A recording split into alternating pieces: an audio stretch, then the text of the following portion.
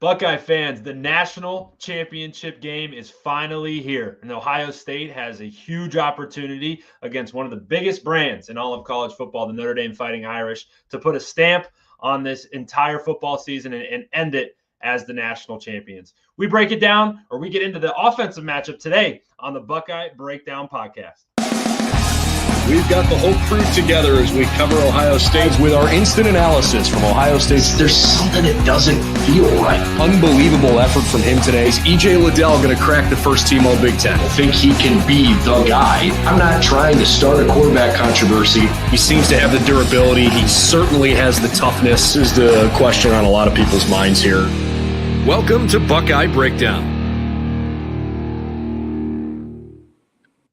And Buckeye fans, welcome into another episode of the Buckeye Breakdown Podcast. Anthony Moeglin, my partner, Kevin Woidke, as we put an absolute bow. I was just thinking about this. This is our last week of content because the Buckeyes are on the mountain. They're on the edge of the mountaintop as they're looking to be crowned national champions come Monday night. But the test is not going to be an easy one. On paper, Ohio State certainly has one heck of an advantage, and they're certainly going to be the better team. But Kevin, as we know, especially in games like this, and we've experienced it as Buckeye fans in the past, you throw all that stuff out and you roll that ball out, and anything can go when that thing gets kicked off. Man, I'm fired up. It's going to be obviously an amazing week, but what an unbelievable end to what has just been an awesome year. I mean, it really is. We've had our ups, we've had our downs, but I think both these teams have, and they're both where they want to be. Maybe a couple losses they wish went the other way, but especially us against the North, and I couldn't imagine how nice it would be to Notre Dame to come into this unblemished, but they're probably a little happy because they're the 5 seed. Or they're not the 5 seed. They were the 6 seed. Yes. And if they go in undefeated, they're the 5 seed, then they'd have to play us in the last round. Now they get all the way to the championship. I mean, for big picture, they're probably not too upset, but I would imagine losing to Northern Illinois is not one's wasn't on their bingo card, I don't think, heading into the year. But you make a really good point, and obviously that goes to the bigger picture of how the college football playoff is structured, and stuff that you and I have talked about a number of times. And there's certainly a ton of ways that I think that it's going to be improved upon in years to come. But I think I want to stick on that just for a little bit, because this is two teams that, for all of time, it feels like, for all of the history of college football, maybe aren't married to each other, but have always been in the same conversation of the biggest brands in college football. Ohio State's now on this stretch where they've played some of the biggest ones, right? You play Tennessee, you play Oregon, you play Texas last week, and now you get a matchup against Notre Dame. And when you look back in the history books, man, like any time that these two teams match up, it's the two biggest fan bases. It brings in a bunch of like periphery fan bases who hate one school or hate the other school and are going to pull for Ohio State because they hate Notre Dame, or pull for Notre Dame because they hate Ohio State. And it's a really cool, it's going to be a really cool environment, I think, obviously at the game, but anywhere, because, these two fan bases are so rabid, and these two programs are so big. But also, to your point, Kevin, this season could have gone off the rails for both of these groups. And the resiliency, I think, that both of them have showed is not only admirable, but I think it's fueled them to get to this point. No, it has. I mean, they both, like you said, I think the entire state of Michigan is just going to take Monday off and enjoy Martin Luther King Day, and because they're going to be happy with either winner. But they, both these fan bases, this is TV network's dream. Both these teams, I mean, the last time they played in a big bowl game was my Fiesta Bowl against them in my freshman year. But, I mean, there's been some unbelievable battles between Notre Dame and Ohio State. The one that comes to mind for me is the A.J. Hawk, Brady Quinn one, where A.J. Hawk was dating Brady Quinn's sister, and she had the first split jersey I'd ever seen. There's probably people that before that, but that's the first one I remember. But, no, it's just a interesting dynamic when these two teams that, it seems nobody likes gets to go after each other. Yeah, it's going to be really cool, and wherever you all may be watching it, I know that the eyes of the nation are going to be on this one because it's the national championship, and anytime that you get to this point, we've been with you every step of the way, but you look back at this season where it could have gone wrong. You think back to the Nebraska game where Nebraska had an opportunity to take a lead late in the game. You think back to even the first 3 games of the season where it was Akron, it was Western Michigan, it was Marshall. And Kevin and I talked about, hey, where we need to see this Ohio State team improve. And now as we've gotten to this point in the season and you look back, this Ohio State team, man, it has the opportunity to go down as one of the better ones, in Ohio State history. Or obviously, you fall to the team up north, so you're not going to ever get that that title because that's part of it, right? That's one of the goals. But when you look at this team, man, the steady improvement that they've shown to get to this point, Kevin, is one that's impressive. And the way that these guys have come together, I think has been the thing that's been the most outstanding to me. Because even today they were talking in the their press conferences, they were mentioning about how Ryan Day has been an incredible leader to them, and how they've really just looked internal and come really, really close to each other, and have really propelled themselves to get to this point, man. It's been really impressive. You've been in locker rooms before, mostly when things are going good, but when things go bad and the team really kind of buckles down, gets together, and backs against the wall mentality, that's when some special stuff really comes out. Oh, absolutely. I mean, they've played admirably. They've played. I mean, it's pretty evident how they're choosing to play, how they're choosing to. I mean, I think I saw a clip of them. The entire team was praying before the game. It's a different atmosphere at this football team. I mean, the culture is just so strong here, and it starts with Coach Day. It trickles down to the coaching, from the coaching staff into the captains, into the leaders, into the players. They've played for something bigger than themselves all year, and it's showing very much.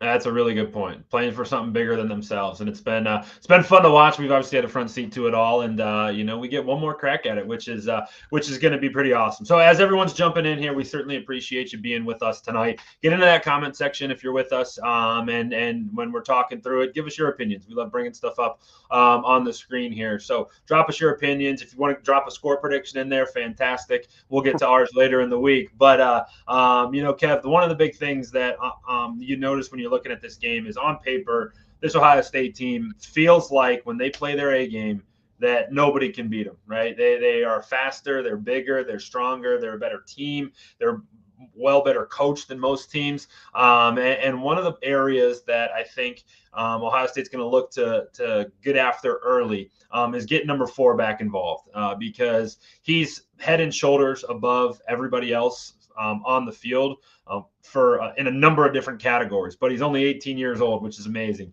He did get shut down a little bit against Texas. However, his impact was felt because Texas put such an emphasis on him. Other guys were able to step up. Emeka had a nice game. Carnell Tate had his best game of the season. G. Scott was awesome, had made a couple of big critical catches, and it opened some things up for the rest of the Buckeyes. But I do think, in my opinion, early on in this football game, it's going to be really important to get Jeremiah Smith involved.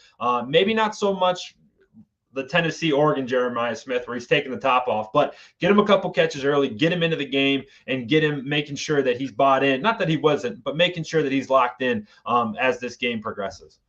Yeah, I mean, you don't want to try and force it into him, because you saw Will try and do that through a pick against Texas. I mean, they ran a whole, I don't even know what it's called, blanket coverage. Yeah. Look at you. Come on. Hey, break that coverage down real quick. I mean, it was nuts. They had 3 guys on at all time, just in different. They almost ran like a zone just around him. Mm-hmm. It'll be interesting to see how Notre Dame chooses to do it, if they think that they have the players to be able to cover a man-on-man. I mean, he warned people not to cover man-on-man. Texas listened, and it shut him down. So yeah. That's kind of how I view it. I mean, we're going to need to get him involved somehow. I don't know how Chip Kelly gets creative to do so. Mm-hmm. And I mean, he is the best player on that field when the offense is out there. So you got to get him involved. I don't know if it's in touch passes. I don't know if it's in reverses. I don't know what it is, but you got to be able to get him involved, get him in space, so that, or force the ball to people. Maybe hit Carnell Tater and Buka over the top, so that you force that coverage off of Jeremiah. Well, and I would also add, too, not only is it important for him to get involved, I think it's equally important for Will Howard to get him the ball early because, there is a real thing, and quarterbacks will tell you that they don't listen to receivers when they come off the field because they'll just tell you that they were wide open. Hey, Ant, I was wide open on that play. Yeah, dude, I know. You tell me every damn time, but there were 6 guys on you, right? But it is that does wear on a quarterback where it's like, hey, I got to get my guy the ball. I got to get him the ball. And then you get into the third quarter, Kevin, you're like, all right, first drive, let's try to get him the football. Then you're forcing one, right? And that's when it gets picked off. But if you get him a couple touches early, easy completions, a hitch to the wide or the short side of the field, and maybe even just a touch pass on a jet sweep, something like that. Or Kevin, even the RPO action that you and I have fallen in love with that they've run a couple times, and it came up. There was a viral clip. I should have sent it to you, but one of the draft scouts got hands on it, and it was like it was their RPO that he scored on against Oregon, but didn't score on him against Texas. However, the clip was something like, imagine trying to read your keys going against this offense, because it was a counter run, and then Jeremiah was coming out the backside. It's really cool stuff that you were on from this very second, the first time that they ran it. But I do think, Kevin, from that perspective too, it's important to get number 4 the football early on in the game, get him locked in on it, and get Will Howard feeling comfortable so that he doesn't feel the need to really force it. And we're going to get into why that's important and what Notre Dame is going to try to do to Ohio State, what Notre Dame's been doing all year here in a moment. But Kevin, you talked about it before the last game.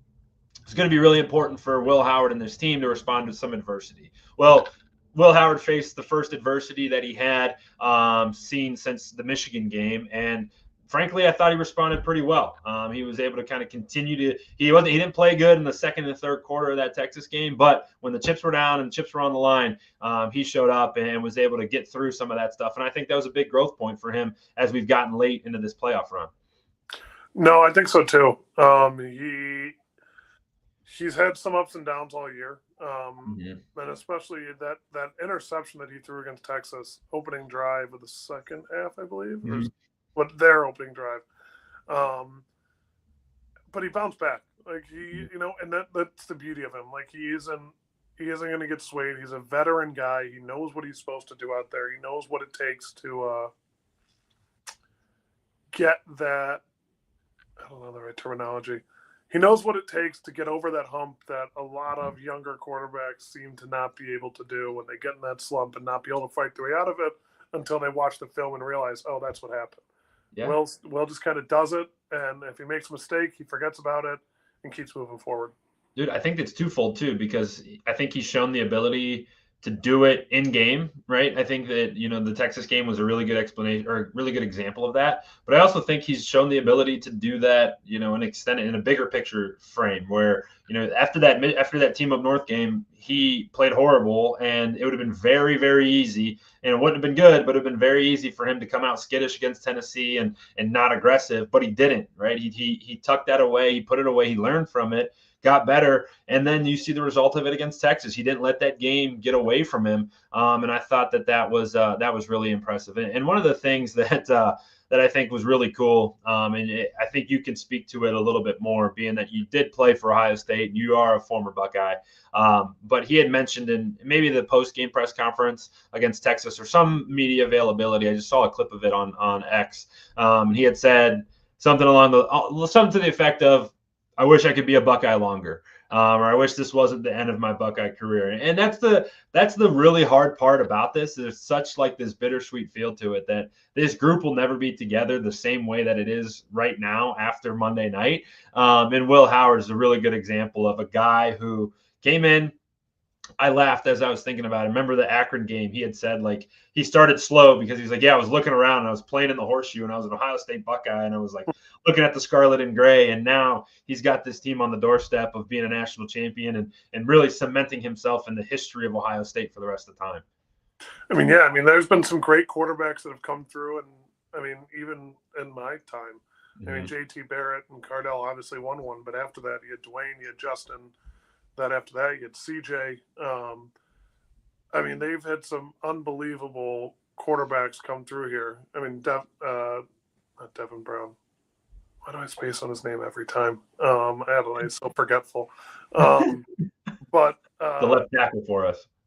Left tackle, right tackle, Brian. Yeah, I know. But no, it's just it's cool to hear someone who came in from being somewhere else for so many years instantly bought in. Like that's the beauty of Coach Mick. That's the beauty of Coach Day. That's what they instill in you. Is the minute you step foot on that campus, you're living, breathing. Because that Coach Meyer talked about in his podcast. Like our fans are fanatics. They boo on 3 and outs. They assault your Twitter, your Instagram if you cause a sack or cause a fumble. I remember I gave up a sack in a spring game, and there were people talking about why is that walk on the field? Like it's different. It's different. I mean, but that is where, it's great to see a quarterback come in. It gives me hope in this transfer portal age that people actually care when they step into the Woody, into Columbus, that it's about Ohio State football. Dude, that's a really good perspective. The Woody, Ohio State football, all of that stuff means a lot to you, being that you played there, and to see that get continued on by a guy who spent 4 full seasons at Kansas State and was a really good player, and then he gets transplanted into Ohio State, and he's he's going to be an all-time Buckeye. If he can get this thing done, Will Howard's name is going to be etched in the Ohio State history for forever. It's going to be really cool. Obviously, that's going to be a huge storyline in it all, and it's been fun for us to kind of watch his growth and his progression throughout the year as he's put together one of the best seasons of his college career. But it isn't going to be easy, Kevin. This Notre Dame defense, you mentioned it on maybe Sunday or Saturday, one of our prior shows, but this Notre Dame defense is good. I'm not going to sit here and tell you they're world beaters, but what I am going to tell you is they're the closest thing to Texas that Ohio State's going to see. They're stout where they need to be. They're athletic on the back end. This isn't a typical Notre Dame team where they're going to be 2 or 3 steps slower than you. Certainly at some positions they will. We'll get into those, but this Notre Dame defense is pretty stout, and they got good players on every level. Yeah, they do. I mean, the number for the entire season, even though they've played 2 more games than some teams, they're the number 9 overall defense in the entire country. I mean, they give up about 300 yards, 298 yards per game, and then they're a little bit worse in the running game, about 41st in the country, but they're right behind us in the passing game. They're number 2. They only give up 165 yards passing, and that's been the strength of our team. Well, I mean, numbers might have gotten a little inflated last game with the screen pass to Travion Henderson, but it just, that's the truth though. We are a throwing team. We have an offensive line that has been a little banged up, but it's gonna keep trudging through, and it's gonna keep doing well. I mean, it's not that we can't run the ball. It's just we're definitely better in the passing game with Will Howard throwing the ball. So it'll be interesting to see how this Notre Dame defense kind of steps up, because I don't really think they've seen a passing attack like ours either. Penn State definitely wasn't it. Georgia kind of, but Carson Beck was hurt. Yeah. So it's just kind of a little bit of a toss of who they play in the first round. Indiana, who similar story to those guys, and the Indiana team they faced looked a lot like the Indiana team that we faced, where Indiana just felt outmatched that entire game, right? Even from the start, you felt like, all right, this doesn't feel right. Notre Dame had forces a turnover early, and then kind of ran away with it. But I like your point, Kev, because I think we get so enamored with all of the big plays that we've had over the past couple weeks. But what I will say, to play devil's advocate in that Texas game, you take that screen pass away, that pass game was struggling a little bit. Our offense was struggling a bit. We talked about it. Will Howard was struggling a bit. Wasn't really seeing it all that well. And that's a 75-yard completion and a touchdown, right? Like, this offense, if I'm Notre Dame, I'm thinking, hey, Texas found a formula to slow them down, right? Giving up only 21 points to that team is pretty impressive. And I don't think Notre Dame can match them. They don't match Texas with their personnel. But I do think that it's for Notre Dame, it does start up front. They're going to be down their best defensive lineman, Riley Mills. don't know exactly what happened, but something with his knee, a potential leg break against Georgia, which is a huge loss for them because he's their number one sack getter, but he was also really good against the run. But they're still going to be pretty stout on that line of scrimmage. Yeah, he's obviously it's a huge loss to have Mills out. I mean, they still have a couple very good defensive linemen. Devon Hinnish is their deep, and where's the other one? Sorry, I have it written down here. Well, Howard Cross is the other. That's what I'm looking for. They're their two guys that are their big sack getters, and that they have 4 and 4.5 between the two of them. Those are the guys that are going to be getting after Will. Those are the guys that are going to be Josh Fryer and Donovan Jackson, the entire offensive line. It's going to be up to them to stop them. But we've played some big time defensive linemen so far in this playoff. I mean, Tennessee had, you even go back to the Team of North. I mean, you had Graham on the inside. Then you go to Tennessee, where the strength of their team is their defensive line. Then you go to Oregon, where their defensive line is phenomenal. Can't pronounce for the life of me a single person on that D-line's name because I'm not from the Mountain or West Coast. But, I mean, then you go to Texas, and they had a different type of defensive line, but they were still pretty stout. And I'm not sitting here telling you Notre Dame's isn't. I mean, they obviously are. They stopped Penn State for most of the game. And Penn State's not a bad team by any means. Like, they gave us probably – in terms of a win, our hardest game that we won this year by a landslide. Like, they gave us a harder game than Oregon did. And that's just the truth of the matter. So it's not like Penn State's a bad team. It'll just be a matter of, can Notre Dame stay standing with this offense? Yeah. And the challenge for Ohio State is that you're better. There's certainly, while Notre Dame's strength of their team, or especially their defense, is, I would say, probably their secondary. We'll get to them in a little bit, but their defensive line's been pretty good, and it's going to be really critical for Notre Dame to try to manufacture pressure with some of these guys, some of their guys being out. And I think it's equally critical for Ohio State to say, hey, Will Howard doesn't touch the ground, right? That should be the goal. And obviously that's the goal every week. And they've been doing a really good job of protecting him, keeping him upright. But there's a couple times last week where we got real lucky that when Will Howard got sacked, I don't know if it was the second drive or whatever portion of the game it was, he got sacked. He was dropping back. You remember the ball kind of like came up here and it actually got punched out. And when he hit the ground, it bounced right back to him instead of squirting out and becoming potential scoop and score for Texas. So while in large part, the Ohio State offensive line has been really good at keeping Will Howard off the ground, there have been a couple times where he's gotten hit and it's been taking some pretty big sacks. And Texas was the first kind of sign of that. He didn't get touched against Tennessee, he didn't get touched against Oregon, but against Texas, there's a couple times where their pass rush got home. And I think it's going to be mission critical that the Ohio State offensive line keeps his jersey clean and really takes advantage of a beat up Notre Dame defensive line. Yeah, and they're going to need everything when it comes to stopping this offense. And the number one guy on their defense all year, he's been Jack Kaiser. Now, Jack Kaiser is, you put into any AI image generator, it's a Notre Dame type Notre Dame linebacker, and I guarantee Jack Kaiser pops up. He's leading the team in tackles with 85. 2 of those are sacks, which, when you lose your top sack getter, that's important. You need someone who can get to the quarterback. And then he's got 1 PBU. No interceptions, but he's forced 2 fumbles and recovered 2 fumbles.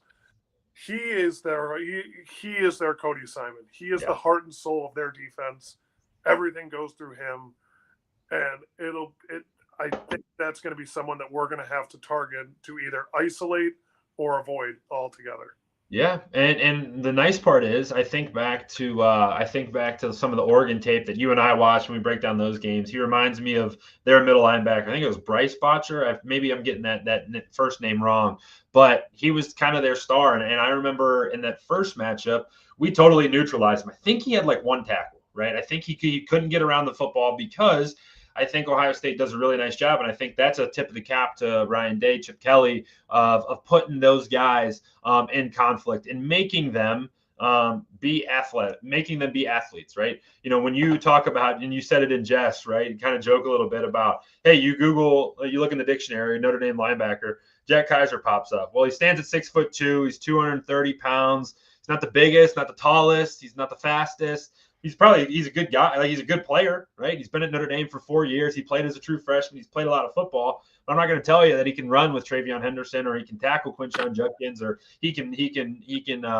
cover Emeka Egbuka in the slot. Like, none of those things I think are true. And I think Ohio State does a really nice job of putting those types of guys in conflict. And it's going to be equally important for them to do that and attack the middle of the field, because the overall strength of this Notre Dame defense is their secondary. They got studs on the outside. It starts with Christian Gray and Leonard Moore playing cornerback. Both guys get their hands on the football. Moore has 10 pass breakups, 2 picks.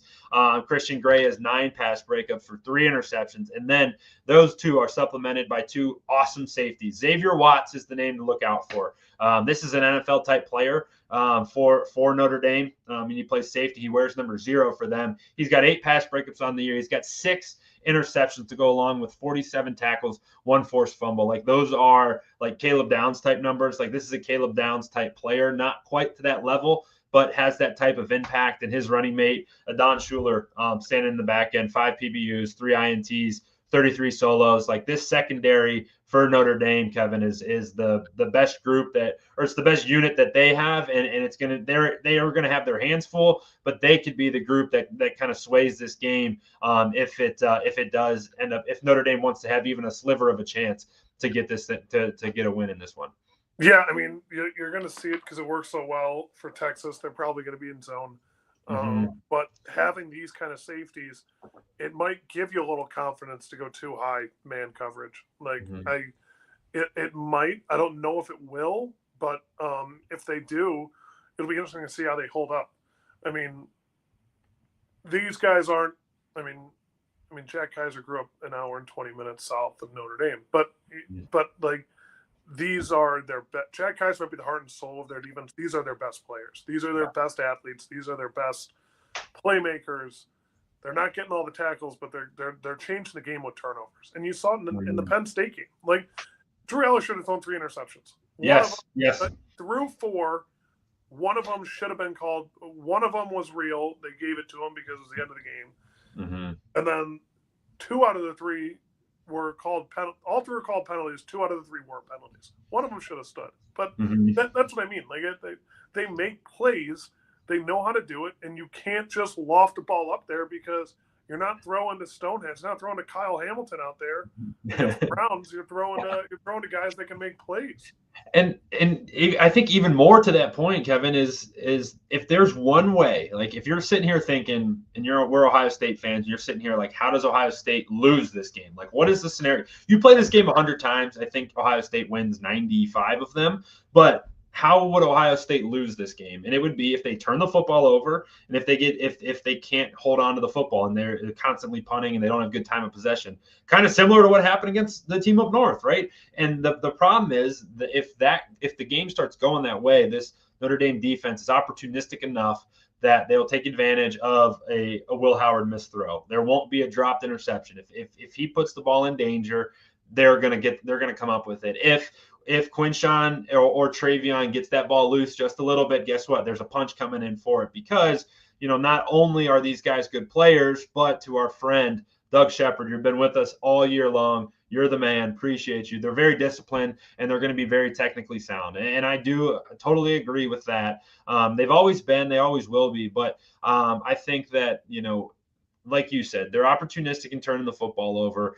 One of the points that we wanted to kind of get into was they major in all year long. They've majored in playing a lot of man-to-man coverage. And I think you made a good point that it was proven last week that they're going to have to get out of that. They're going to have to play a little bit of zone, because while we're talking them up, saying that they're the best unit, they cannot hang with these Ohio State wide receivers, because it's going to be strength on strength.